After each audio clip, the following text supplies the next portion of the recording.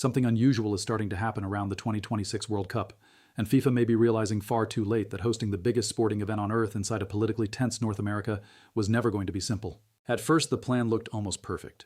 3 countries, massive stadiums, historic crowds, a tournament spread across the United States, Canada, and Mexico for the very first time in modern football history. FIFA presented it as a symbol of unity, a new era for global sports. Bigger than Qatar, bigger than Russia, bigger than anything football had ever attempted before. But behind the celebration, another story has quietly been developing. A much more uncomfortable story. Because over the past several months, concerns surrounding the 2026 World Cup have started growing faster than FIFA expected. Security fears, political instability, border complications, infrastructure pressure, diplomatic tensions, immigration questions, rising anti-tourism anger, and perhaps most importantly, growing uncertainty surrounding the United States itself. Few people noticed it at first. Most fans were distracted by the excitement of the tournament.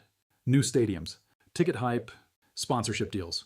Lionel Messi's possible final World Cup orbiting the conversation. FIFA wanted the world focused on spectacle. But quietly, behind the scenes, officials across North America were beginning to understand something uncomfortable. The United States was becoming the center of uncertainty surrounding its own World Cup. And what makes this more interesting is who suddenly appears to be stepping into larger roles because of it. Canada and Mexico, not as secondary hosts, not as symbolic partners, but increasingly as stabilizers, as backup structures. As countries, FIFA may need far more than originally expected. Because the closer the tournament gets, the more fragile the situation begins to look. Part of the problem is timing. The 2026 World Cup is arriving during one of the most politically tense periods North America has experienced in years. The United States is deeply polarized. Immigration debates are becoming more aggressive again. Border security remains politically explosive. Protest movements continue growing around major cities. Economic anxiety is everywhere. And massive international events no longer feel politically neutral the way they once did. That changes everything. A World Cup is not just football anymore. It is logistics, security, transportation, diplomacy, cybersecurity, crowd control, political symbolism, and global image management, especially when millions of international visitors are expected to move across multiple borders during a period of rising geopolitical instability. Some analysts believe FIFA underestimated how difficult that environment could become. Because unlike previous tournaments hosted mostly inside one centralized country, this World Cup stretches across an enormous political and geographic space. Fans will move between cities separated by thousands of miles, different legal systems, different immigration procedures, different policing strategies, different public attitudes, and suddenly, the original excitement around 3 host nations starts looking much more complicated. Especially for the United States. Over the last year, concerns around American infrastructure have become harder to ignore.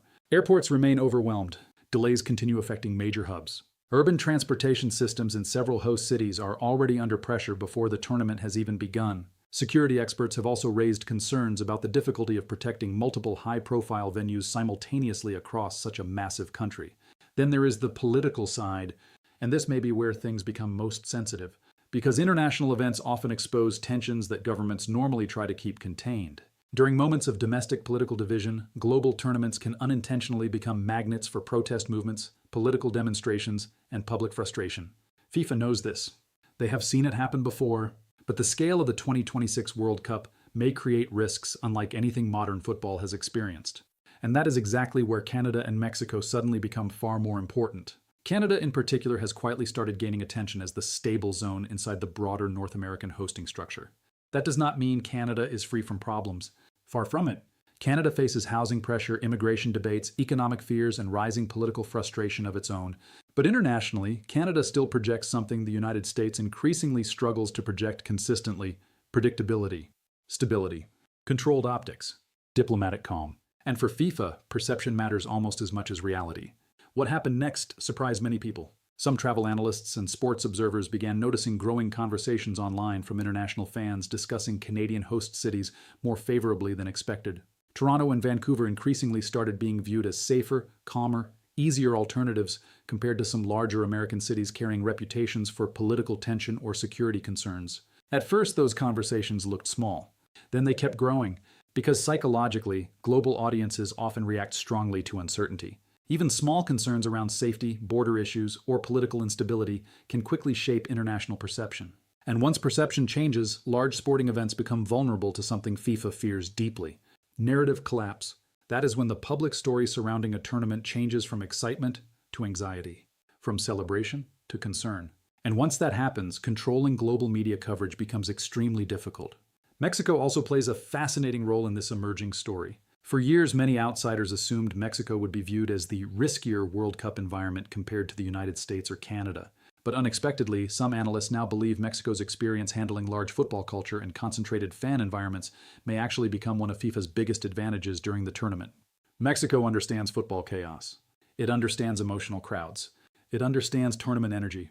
And unlike many American cities where football still competes culturally with multiple major sports, football inside Mexico carries emotional intensity on an entirely different level. FIFA values that atmosphere. Because another hidden fear exists behind the scenes.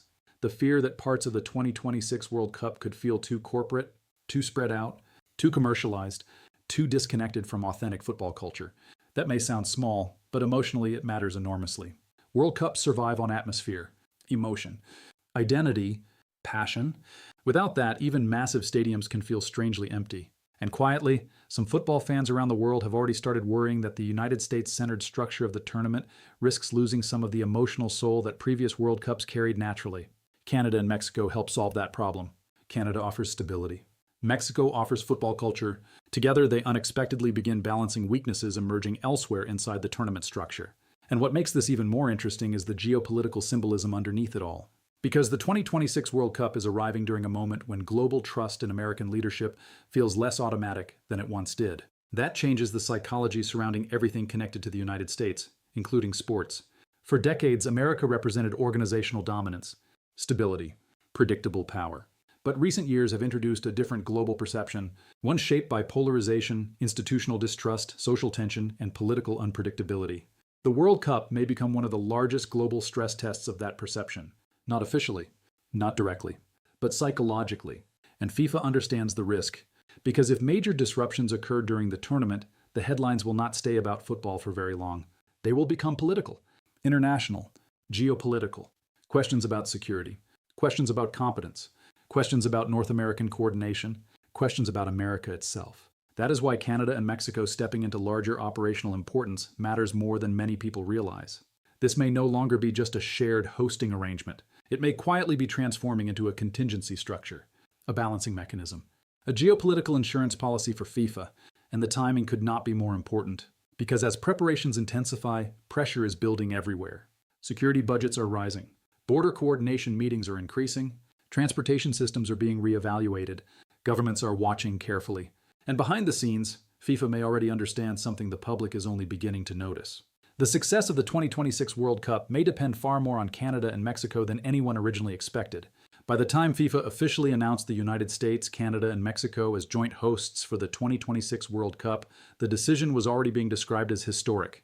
Not just because three nations would host the tournament together, but because FIFA believed North America represented safety, money, infrastructure, predictability. In many ways, the organization saw the 2026 World Cup as a guaranteed success long before the first match would even begin.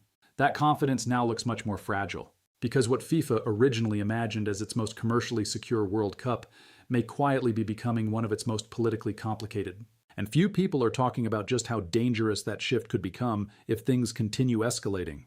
Especially inside the United States, over the last several years, America has experienced growing internal tension that much of the outside world watches very differently than Americans themselves often realize. Political division has become part of daily life. Large protests erupt faster. Public trust in institutions has weakened. Security fears surrounding mass events remain high. Even simple logistical issues now turn into national political arguments. Normally, those tensions stay mostly domestic. But the World Cup changes that. Suddenly, the entire world arrives physically inside the system. Millions of people, hundreds of thousands traveling simultaneously, dozens of governments monitoring their citizens abroad, global media broadcasting every disruption instantly. And for FIFA, that creates a nightmare scenario, because modern tournaments no longer operate in isolation from politics. In fact, they may be more politically exposed than ever before. What makes this more interesting is how quickly international perception can shift once problems begin appearing publicly. A transportation breakdown in one city, a security incident outside a stadium, visa delays affecting supporters, border complications between host nations, political demonstrations near major venues. Individually, those problems might look manageable, but psychologically, global audiences connect them together into one larger story. A story about whether the tournament itself feels stable. And stability may become the single most important issue surrounding the 2026 World Cup. Some analysts believe FIFA quietly understands this already. That is why coordination between Canada, Mexico, and the United States has intensified behind closed doors far more than many people realize. Governments are not simply planning football matches. They are preparing for a logistical operation on a scale comparable to a geopolitical summit stretching across an entire continent. Because in many ways, that is exactly what this World Cup is becoming. A geopolitical event disguised as a sports tournament, the timing makes everything harder. Global instability is growing almost everywhere simultaneously. Europe faces ongoing security concerns linked to regional wars and economic pressure. Immigration debates are intensifying across Western countries. Anti-globalization movements are becoming louder. Online misinformation spreads instantly during major events. Even relations between allies are becoming more unpredictable than they were a decade ago. That larger global atmosphere changes how people emotionally experience tournaments. Fans no longer travel into international events carrying pure excitement. They travel carrying anxiety too. And that anxiety creates enormous pressure on organizers, especially in America, because the United States is not just hosting football matches. It is hosting the image of modern North America itself. Every airport line becomes symbolic. Every protest becomes symbolic. Every security incident becomes symbolic. Every political controversy becomes symbolic. And FIFA understands how dangerous symbolism can become once media narratives begin spiraling. That may explain why Canada's role keeps quietly growing behind the scenes. Canada projects something emotionally valuable to international audiences right now: calmness. Even people who know little about Canadian politics often associate Canada with order, diplomacy, moderation, and institutional stability. Whether fully accurate or not, that perception matters enormously during global events, especially when neighboring countries appear politically volatile. Toronto and Vancouver increasingly look important not just as host cities, but as psychological anchors inside the tournament structure. Places where FIFA can project smooth operations, controlled atmospheres, positive international coverage, and perhaps most importantly, reassurance. Because reassurance is becoming one of the most valuable political commodities in the modern world. What happened next raised even more questions. Some reports and discussions inside international football circles began focusing on whether certain high-profile events surrounding the tournament could eventually shift more heavily toward Canada if instability inside the United States increases closer to 2026. Officially, nobody frames it that way. Publicly, FIFA continues emphasizing unity between all three host nations. But behind the scenes, contingency thinking always exists. It has to. Large organizations prepare for worst-case scenarios, even when they hope never to use those plans. And the truth is, uncertainty surrounding the United States has become impossible to completely ignore, especially politically. A presidential election cycle colliding with World Cup preparation adds another layer of unpredictability. Depending on the political climate leading into 2026, the atmosphere surrounding immigration, borders, international visitors, and security enforcement could change dramatically in a short period of time. That uncertainty matters because World Cups require openness, movement, international coordination, hospitality, and those things become harder during politically tense periods. Mexico enters this equation differently. Where Canada offers stability optics, Mexico offers emotional authenticity. That may sound abstract, but for FIFA, authenticity is critical. Football is emotional before it is logistical. And Mexico understands emotional football environments better than almost anyone. The stadium culture, the street energy, the identity attached to the game, the sense that football still belongs to ordinary people rather than giant corporate systems. Some observers now believe Mexico may end up producing many of the tournament's most memorable emotional moments, precisely because the country already lives and breathes football culture naturally. That becomes increasingly important if parts of the American side of the tournament begin feeling over-commercialized or politically tense. Because one hidden concern surrounding the 2026 World Cup is emotional fragmentation.